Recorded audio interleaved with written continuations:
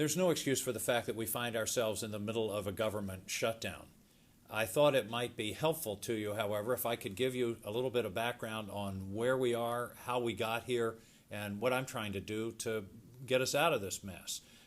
The first thing to know is that we should have had a budget, but that's another story. Because a budget wasn't passed by September 30th, we've been arguing around here about something called a continuing resolution, which I call a poor man's budget. It basically says we're going to keep the government going on the same number of dollars as last year, and we'll just figure out the budget later on. It's a stopgap measure.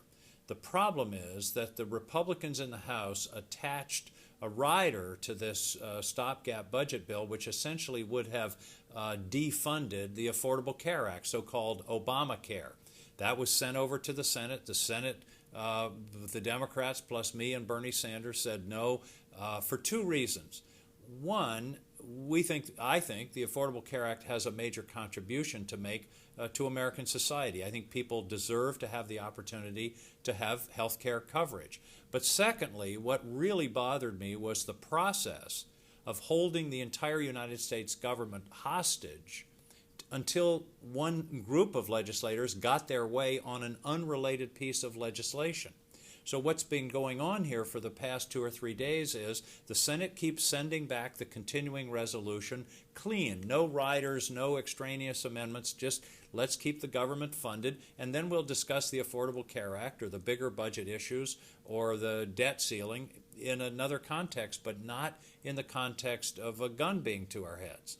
So that's where it all stands. And the other important thing to know is that there is a bipartisan majority to do an unfettered, clear-cut budget resolution or spending resolution that would avoid this shutdown.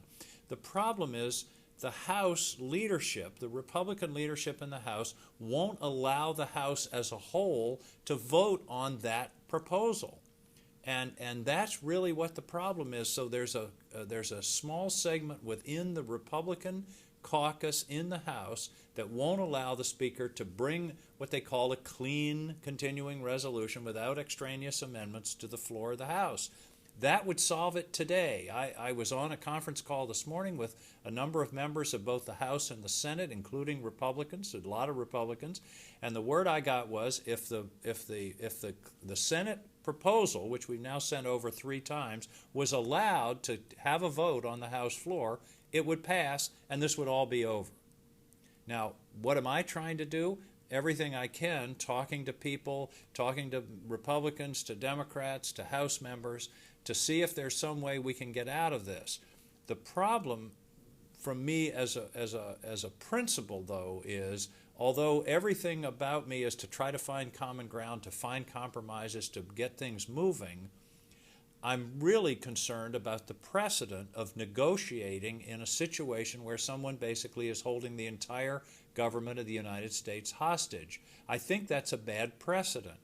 If we do that this time, if we concede and say, oh, okay, well, we'll give you part of what you want, then the precedent is every time we get into one of these continuing funding situations, it's going to be another hostage, and next time it might be another piece of legislation, whether it's the Keystone Pipeline or something about abortion or some kind of tax break for somebody.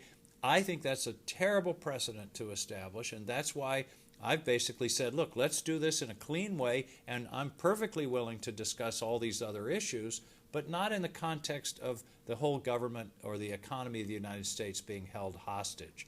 So, lots of discussions going on, lots of movement. I'm hoping that the House is basically going to say, okay, look, let's get this funding issue out of the way. There's no reason for this shutdown whatsoever. And then let's get on and talk about bigger budget issues and the important issues that are facing the American people.